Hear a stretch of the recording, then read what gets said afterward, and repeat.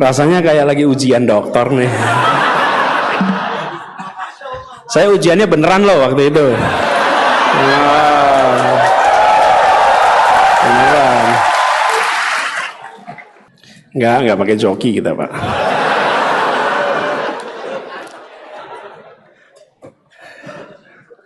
Wawan, makasih. Wawan, tentang apa misi, dan nanti Anda memutuskan mau ikut bergabung atau hijrah. Nomor satu, Anda harus memiliki kompetensi kelas global. Ruang kuliah boleh di Bandung, ruang kuliah boleh di Ciamis, ruang kuliah boleh di Cirebon, tapi kompetensi harus berstandar global. Jadi kira-kira seperti itu. Nah, itu buat yang pertanyaan kedua. Nah, pertanyaan pertama tentang misi dan lain-lain. Ini ya sebenarnya kalau kita lihat, ini udah selesai kampanye, Anda tanya misi. Saya salah nanti.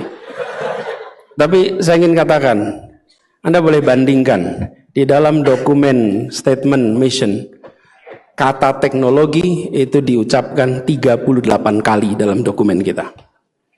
Kita menekankan pentingnya soal teknologi sebagai enabler, sebagai akselerator di berbagai bidang.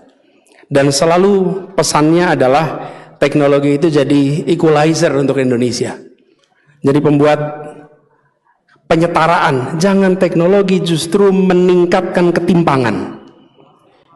Teknologi hadir untuk mensetarakan. Yang tertinggal bisa setara, yang terbelakang bisa sama-sama maju. Jadi misi kita ketika bicara tentang itu, bagaimana caranya benar. Dan kita tidak berbicara tentang menerapkan teknologi. Enggak, tapi kita berbicara tentang menyelesaikan masalah menggunakan teknologi. Sehingga bukan semata-mata menerapkan, tapi menyelesaikan masalah. Kadang-kadang kita sudah belajar ilmunya, karena kita belajar ilmunya, kita ingin terapkan ilmu kita. Jangan, kita lihat masalah di Indonesia apa, lalu kita gunakan ilmu yang kita miliki untuk menyelesaikan masalah yang kita hadapi. Itu misinya, itu gagasannya. Semoga Bung Wawan setuju. Yang kedua, Bilal. Bilal, apa yang Anda katakan tadi itu benar. Indonesia sedang membutuhkan lebih banyak orang-orang yang amanah. Kita lebih banyak orang-orang amanah. Itu betul sekali, kita lagi butuh itu. Dan orang yang berada di dalam pemegang kewenangan tidak memandang kewenangan sebagai kegiatan usaha mencari keuntungan. Kalau jadi wali kota, ini bukan menjadi tempat mencari keuntungan sebagai wali kota.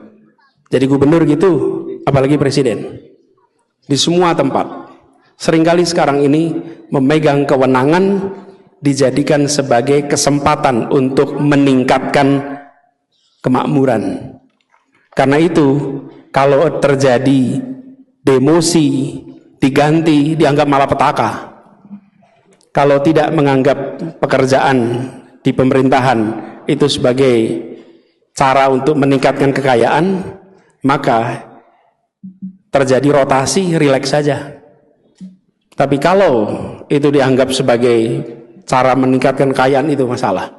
Ini yang harus dikembalikan. Yang tadi saya katakan tadi, kita perlu kembalikan orang-orang berintegritas, orang-orang terpercaya, orang-orang yang dipercaya. Kalau boleh saya sampaikan persamaan orang amanah. Kenapa kita butuh orang amanah? Amanah itu dibuat persamaannya bisa. Amanah ini kepercayaan. Kepercayaan bahasa Inggrisnya trust. Kepercayaan ya, bukan faith ya. Kalau faith itu keyakinan, ini kepercayaan. Trust sama dengan C plus I1 plus I2 minus SI. Itu rumusnya. Boleh diingat-ingat, tapi nggak keluar di ujian. T, trust. C, apa C itu kira-kira? Competence. Kalau nggak punya kompetensi, Anda percaya. Saya mau pinjam mobil, Pak Sarif saya mau pinjam mobilnya. Terus Pak Sarif tanya, Anis bisa nyetir nggak? Enggak. Kira-kira dipinjemin mobil nggak? Enggak. Competence. Nomor 2, I1, integrity. Punya integritas itu artinya apa? Integritas itu bukan jujur. Bukan jujur. Ketua perampok menceritakan tadi malam merampok macam-macam, dia jujur. Jujur. Tapi boleh nggak kita bilang dia berintegritas? Tidak. Berintegritas artinya dia jujur dan apa yang dikerjakan sejalan dengan ajaran agama, sejalan dengan kepentingan umum, sejalan dengan kemaslahatan orang banyak. Itu namanya integritas. Itu I1. I2 apa? I2 income, bukan income. Intimacy, kedekatan, kedekatan. 3 itulah yang membuat namanya amanah itu. Jadi kalau lihat orang seperti Bung Hatta, Bung Karno, Anda akan melihat kompetensinya ada, betul tidak? Integritasnya ada, intimacy ada, dekat sama rakyat. Nah, pengurangnya ada satu nih. Apa pengurangnya nih? Self interest, kepentingan pribadi. Hari ini Bung Bilal yang kegedean itu namanya SI. SI-nya kegedean. Karena itu skor trustnya rendah. Kompetensinya tinggi. Tadi Anda sebutkan kompetensi tinggi. Integritasnya rendah. Kedekatannya belum tentu. Mungkin kedekatannya artifisial. Self interestnya tinggi. Nah sudah, nilai kepercayaan rendah. Jangan sebut angka itu lagi.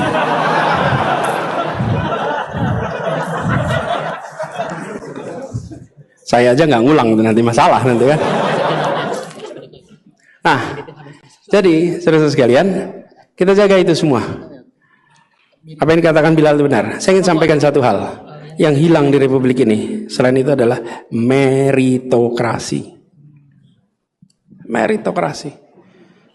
Masuk ITB, meritokrasi tidak? Anda jawab aja sendiri. Ketika kita menerapkan meritokrasi, itu yang tadi saya sampaikan. Ketika 4 khalifah itu dipilih, meritokrasi nah musyawarahnya itu. Musyawarah.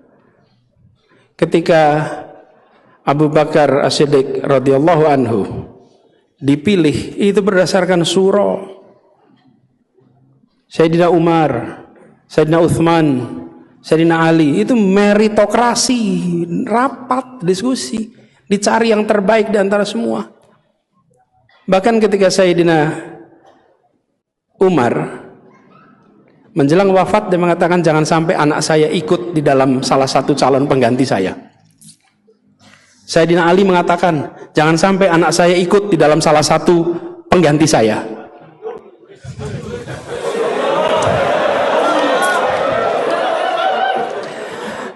Waktu itu belum ada MK.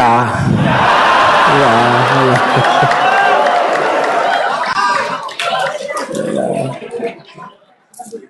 Untung belum ada MK. Waktu itu dikatakan jangan sampai anak saya menjadi salah satu. Jangan. Anda pilih semuanya, meritokrasi. Itulah sebabnya kenapa kita harus jaga. Tapi juga jangan kalau ada yang berprestasi hanya karena dia anaknya lalu dihambat. Kalau dia berprestasi hanya karena dia keponakannya dihambat, jangan juga. Kalau meritokrasi artinya tidak dipandang. Walaupun dia anak, walaupun dia keponakan, kalau baik adalah baik, kalau tidak adalah tidak. Saya pernah dengar cerita rekrutmen di sebuah kementerian luar negeri. Ada salah satu anak pejabat tingginya mendaftar. Salah satu pejabat paling tinggi di kementerian itu, di kementerian luar negeri, mendaftar menjadi diplomat. Dan anaknya, kan ayahnya adalah diplomat karir, anaknya bisa lebih dari 2 bahasa, daftar dan tidak lolos. Dan ketika tidak lolos, semuanya bangga. Bukan bangga karena dia nggak lolos, bangga karena ada sistem meritokrasi. Dia ujian lagi tahun berikutnya, ujian lagi waktu berikutnya.